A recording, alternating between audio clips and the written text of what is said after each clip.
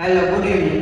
My name is Parsavat Munir Rajeshbhai. હું અને મારા ફ્રેન્ડ શ્રી કેજે પોલિટેકનિકમાં ઇલેક્ટ્રિકલ ડિપાર્ટમેન્ટમાં 5th સેમમાં અભ્યાસ કરીએ છીએ. 5th સેમમાં અમારો સબ્જેક્ટ આવે છે એસજીપી. એસજીપીનું પૂરું નામ છે સ્વિચ ગિયર એન્ડ પ્રોટેક્શન. એમાં અમારો માઇક્રો પ્રોજેક્ટ છે આ જેનો ટોપિક છે transformer fault and maintenance schedule.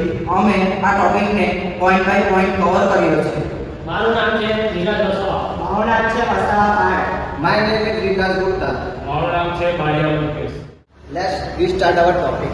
The topic is transformer fault and maintenance schedule of 220 kV. Okay.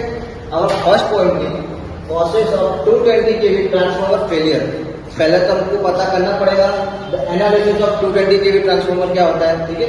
उसके बाद हम उसके फॉल्ट के बारे में पता करेंगे, जैसे कि तो हमने वही लिया है just the analysis of 220 kV transformer fault theoretical basis, जो बहुत ही रेयर है, और वो रियल जो ट्रांसफार्मर फॉल्ट होते हैं वो और एकदम कॉमन फॉल्ट हमने उसको as well experience of joint we take the joint review और लिटरेचर रिलीवेंट. जैसे कि लिटरेचर इवेंट की बात करें उसमें हमने रेफरेंस के थ्रू इसके अंदर लिटरेचर रिव्यू आते हैं, रेफरेंस वो लिया है जिसको स्टडी करके हमने ये पूरे थोड़े थोड़े पॉइंट्स निकाले हैं, जिसके अंदर हमने लिटरेचर रिव्यू भी लिया है एंड एनालिसिस की for the study of transfer failure. Transfer failure की हमने एनालिसिस की, फिर जाके हमने ये पॉइंट्स लिखे जिसके अंदर आते हैं ट्रांसफॉर्मर अपीयर अनशेड्यूल, मतलब outage, specially force outage, appear fault in parts to start.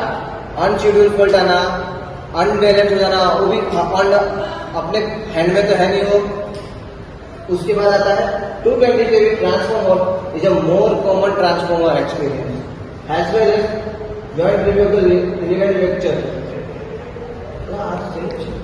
220 kV transformer is a more common fault transformer experience as well as joint review and analysis the study of transformer failure. Unscheduled outage, especially forced outage appear, fault parts to start.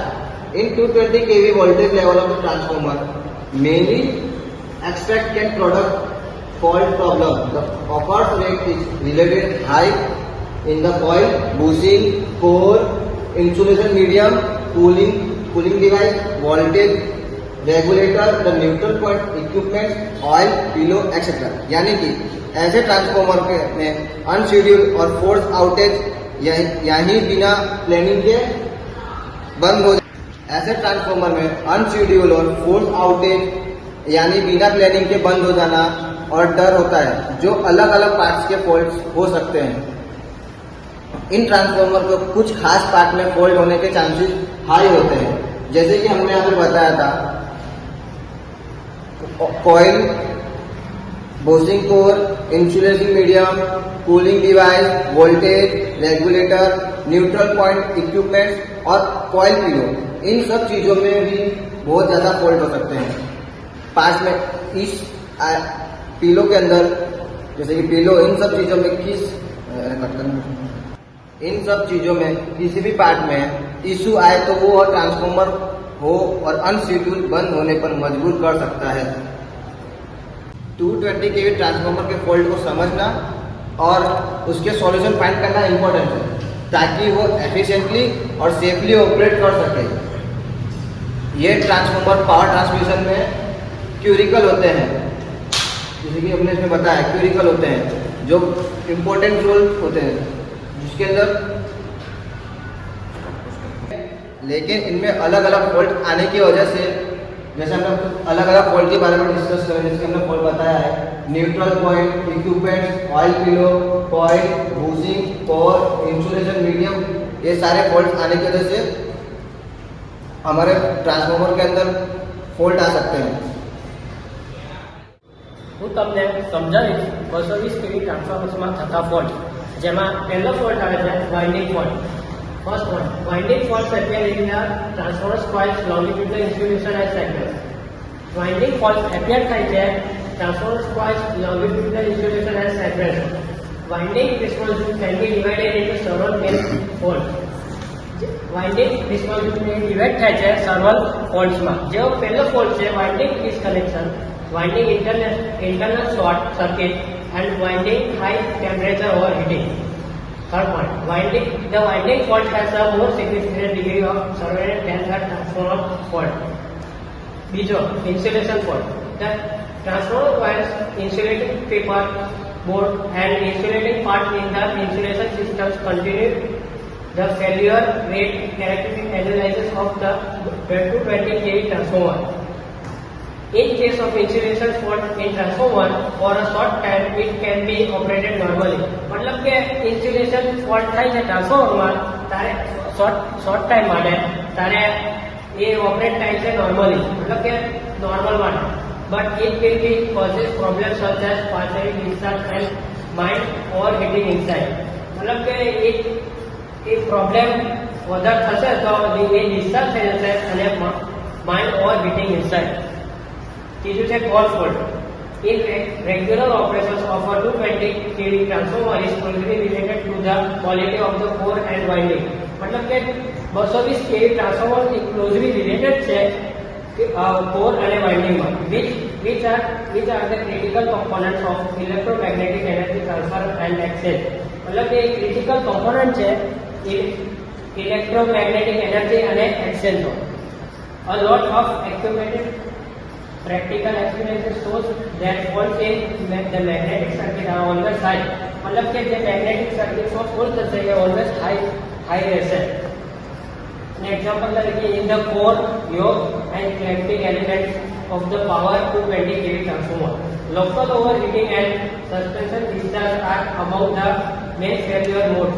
मतलब કે local overheating અને suspension discharge આધાર એ main છે failure modes માટે. આટલા જે fault છે ટ્રાન્સફોર્મરમાં અને કેવી રીતે આપણે રોકી શકીએ એ આગળ સમજાવશે. સબસ્ટેશનમાં આપણે ડેલી મેન્ટેનન્સમાં શું ચેક કરવું ને શું મેન્ટેન રાખવું એના વિશે હું થોડું સમજાવીશ. General cleaning of the control and relay panel, LTPC, PC panel, battery charging and equipment in control room. એ કંટ્રોલ રૂમમાં કઈ પેનલોની ક્લિનિંગ રાખવી, રિલે પેનલ છે, એલટીએસી પેનલને ક્લિનિંગ રાખવી, inspection of the battery, charging of the battery, charging of the batteries, electrolyte level in batteries, electric check reading of the pilot side. કે inspection આવે તે વખતે બેટરી હેલ્થ ચાર્જિંગ ને check કરવું કે બરાબર ચાર્જ થાય કે નહીં. Values, inspection of the oil level in heavy using net and OLTC conservation, OLTC counter reading, silica gel razor, cell, salt, recondition in the found necessaries. Inspection આવે તે વખત ઓઇલ લેવલને ચેક કરવું કે બરાબર લેવલમાં છે કે નહીં, સિલિકા જેલ બરાબર છે કે નહીં એ આપણે ચેક કરવું. પછી cleaning of the outdoor earth pilot electric કે આઉટડોરની સાઈડે અર્થ પ્લેટ છે તે બરાબર છે તે જોવું ને ક્લિનિંગ રાખવું બહારની side.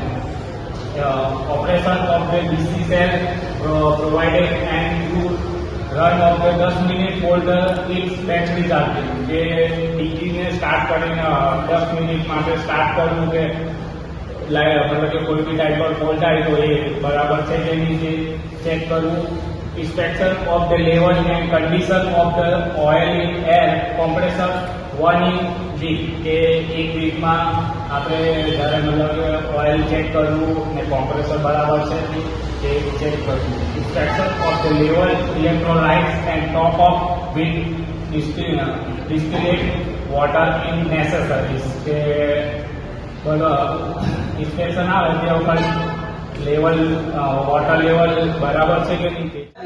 Protecting transformer from fault, જેમાં ઓવરકરન્ટ પ્રોટેક્શનમાં બે રીતે આપણે પ્રોટેક્ટ કરી શકીએ છીએ. પહેલું છે રિલે અને બીજું છે fuse. Relay install overcurrent relay to treat the transformer if the current exceed the safe limit. જ્યારે સેફ લિમિટ કરતા કરંટ વધી જાય છે ત્યારે રિલે એને સેન્સ કરીને ટ્રાન્સફોર્મરને ટ્રીટ કરે છે. બીજું છે fuse. Fast acting fuse provide quick disconnection during short circuit. Short સર્કિટના ટાઈમે ફ્યુઝ એ ફર્સ્ટ એક્ટ કરીને ક્વિક ડિસ્કનેક્શન આપે છે. એના પછી છે differential protection. Compare the current entering and leaving the transformer to detect internal fault and treat the system if a mismatch occurs. Current ટ્રાન્સફોર્મરમાં current enter થાય છે અને બહાર નીકળે છે તેનું કમ્પેરિઝન કરીને ટ્રાન્સફોર્મરને ઇન્ટરનલ ફોલ્ટ થાય તો ટ્રીટ કરે છે અને સિસ્ટમથી અલગ કરે છે. એના પછી છે focus relay. Detect gas accumulation or pressure changes caused by internal fault and trigger alarm or treat the transformer to prevent damage. Focus relay એક ગેસ ઓપરેટેડ રિલે છે જેમાં તે ગેસને ડિટેક્ટ કરીને તેના પ્રેશર પ્રમાણે તે ઉપર એમાં મર્ક્યુરી સ્વિચ હોય છે બે તેના ગેસના લીધે તે મર્ક્યુરી સ્વિચ ઓપરેટ થાય છે અને સૌ પ્રથમ એ ટ્રીપ સિગ્નલ તે સૌ પ્રથમ અલાર્મ સિગ્નલને એક્ટિવેટ કરે છે અને ઓપરેટરને જાણ કરે છે.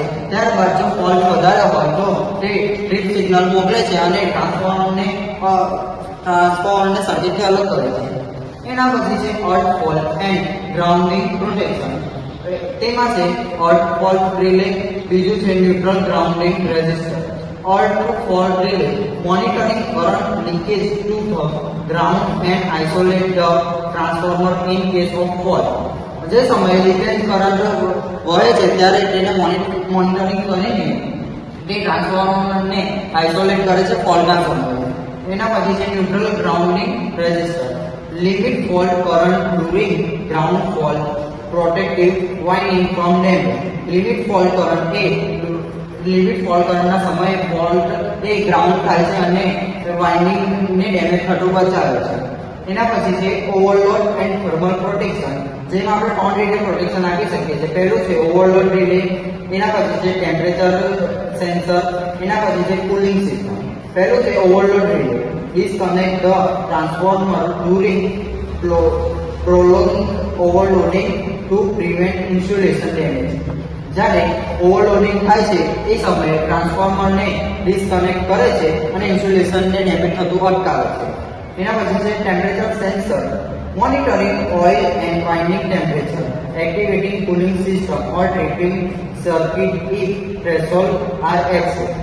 ટેમ્પરેચર સેન્સર એ ઓઇલ અને વાઇન્ડિંગના ટેમ્પરેચરને સેન્સ કરે છે અને જો ટેમ્પરેચર વધી જાય ત્યારે એ કુલિંગ સિસ્ટમને એક્ટિવેટ કરે છે અને જો ફોલ્ટની શક્યતા લાગે તો એ ટ્રિપિંગ સર્કિટને પણ ઓન કરે છે. એના પછી છે cooling system. Ensure the cooling fan, radiator and oil circulation system work efficiently to avoid overheating. આપણે ચેક કરવું જોઈએ કે કુલિંગ ફેન, રેડિએટર અને ઓઇલ સર્ક્યુલેશન સિસ્ટમ એ બરાબર એફિશિયન્ટલી વર્ક કરે છે કે નહીં. એના પછી છે ઓઇલ એન્ડ પ્રેશર મેનેજમેન્ટ. એમાં છે oil level monitoring. Detect oil leakage and ensure insulation quality. જે આ છે તે ઓઇલના લીકેજને ડિટેક્ટ કરે છે અને ઇન્સ્યુલેશનની ક્વોલિટીને ઇન્શ્યોર કરે છે. આથી મેથડથી ટ્રાન્સફોર્મરને ફોલ્ટ સામે પ્રોટેક્ટ કરી શકીએ છીએ. અને આનાથી પણ વધારે મેથડ છે તેમાં આપણે ટ્રાન્સફોર્મરને ફોલ્ટ સામે પ્રોટેક્ટ એટલા માટે કરવું જોઈએ કારણ કે ટ્રાન્સફોર્મર એ પાવર સિસ્ટમનું હાર્ટ કહેવાય છે. જેને એ ટ્રાન્સફોર્મર એ મોંઘું ઇક્વિપમેન્ટ આવે છે સબસ્ટેશનનું, એટલા માટે આપણે એને પ્રોટેક્ટ કરવું જોઈએ.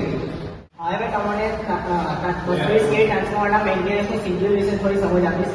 તેમાં આપણે વિવિધ ભાગોની ચકાસણી કરવામાં આવે છે જે વારાફરતી અહીંયા આપણે શેડ્યુલ પ્રમાણે કરીશું. તેમાં છે ચેકિંગ ઓફ ઓપરેટિંગ મેકેનિઝમ.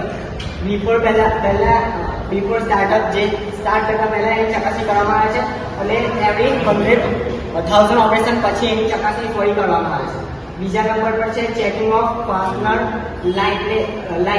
લાઇટનેસ. જે એમાં પણ પહેલા બિફોર સ્ટાર્ટઅપ એ પહેલા ચકાસણી કરવામાં આવે છે અને એવરી ઓપરેશન પછી ફરી તેની ચકાસણી કરવામાં આવે છે. થર્ડ પર આવે છે checking of absorb for leakage or startup. એમાં પણ બિફોર સ્ટાર્ટઅપ પહેલા ચકાસણી કરવામાં આવે છે અને એવરી 1000 ઓપરેશન પછી એની ફરી ચકાસણી કરવામાં આવે છે. એવી રીતે 4 નંબર પર છે checking of radius tension spring and behind spring for their proper place. એટલે આની અંદર સ્પ્રિંગની ટેન્શન સહન કરવાની ક્ષમતા અને તે સ્પ્રિંગ પ્રોપર જગ્યા પર છે તેની ચકાસણી કરવામાં આવે છે. તે પણ સ્ટાર્ટિંગના સમયે કરવામાં આવે છે અને એવરી 1000 ઓપરેશન પછી થાય. ફિફ્થ નંબરનો પોઈન્ટ છે આપણો closing and breeding spring assembly and split spring circuit on dam, જેમાં સ્ટાર્ટિંગ ચકાસણી કરવામાં આવતી નથી પણ તેની દરેક 1000 ઓપરેશન પછી તેની ચકાસણી કરવામાં આવે છે. 6 નંબરનો પોઈન્ટ છે બેરિંગ આઇટમ્સ. એની પણ સ્ટાર્ટિંગ ચકાસણી કરવામાં આવતી નથી પણ તેની પણ એવરી 1000 ઓપરેશન પછી એની ચકાસણી કરવામાં આવે છે. 7 નંબરનો પોઈન્ટ છે આપણો checking of operation box assembly for proper open and close operation. એની પણ સ્ટાર્ટિંગમાં બિફોર સ્ટાર્ટઅપ ચકાસણી કરવામાં આવે છે અને એવરી 1000 ઓપરેશન પછી ફરી ચકાસણી કરવામાં આવે છે. 8 નંબરનો પોઈન્ટ છે આપણો checking of setting proper engagement of level on shaft. એની પણ બિફોર સ્ટાર્ટઅપ ચકાસણી કરવામાં આવે છે અને એવરી 1000 ઓપરેશન પછી ફરી ચકાસણી કરવામાં આવે છે. 9 નંબરનો પોઈન્ટ છે આપણો સ્પ્રિંગ કટ ઓફ માઇક્રો સ્વિચીસ. એની પણ બિફોર સ્ટાર્ટઅપ ચકાસણી કરવામાં આવે છે અને એવરી 1000 ઓપરેશન પછી ફરી તેની ચકાસણી કરવામાં આવે છે. 10 નંબરનો પોઈન્ટ છે આપણો lubrication of charging device and operation gear. એની પણ સ્ટાર્ટિંગ પર ચકાસણી કરવામાં આવતી નથી પણ એવરી 1000 ઓપરેશન પછી ફરી એની ચકાસણી કરવામાં આવે છે. રેફરન્સ અમારા રેફરન્સ છે ફર્સ્ટ નંબરના ઓથર છે સુનિલ રાવ, જેમની બુક છે સ્વિચ એન્ડ પ્રોટેક્શન, જે ખન્ના પબ્લિકેશન દ્વારા ન્યૂ દિલ્હીમાં 2019માં પબ્લિશ થઈ હતી. સેકન્ડ ઓથર છે આપણા એલવી સિંહ, તેમની બુક છે advance power system analysis and dynamics, જે હેલ્થરેટ પ્રેસ દ્વારા 1983માં પ્રેસ થઈ હતી. થર્ડ ઓથર છે આપણા ટીઆર ગુપ્તા એન્ડ જેવી ગુપ્તા દ્વારા લખાયેલી power system protection and switchgear, જે SK Kataria and sons edition third દ્વારા 2013માં પબ્લિશ થઈ હતી. આપણા ફોર્થ ઓથર છે ઇન્દ્રજીત દાસ ગુપ્તા, તેમની બુક છે power transformer maintenance and testing. તેમની બુક PHI લર્નિંગ દ્વારા 2011માં પબ્લિશ થઈ હતી. આપણા ફિફ્થ ઓથર છે RK રાજ ગુપ્તા, તેમની બુક છે operation and maintenance of electrical equipment, જે S Chand and company limited દ્વારા 2018માં પબ્લિશ થઈ હતી. આ બધા સારી બુકોમાંથી અમે અમારા લગતા પ્રોજેક્ટના કોન્ટેન્ટ લીધેલા છે.